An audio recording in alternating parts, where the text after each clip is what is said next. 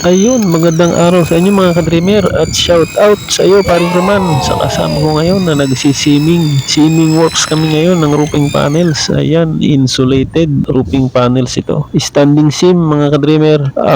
Ito yung solar panel ready. Pwede nang kabitan ng solar ito kapag nasiming namin ng machine. Ayan, walang butas mga ka-dreamer.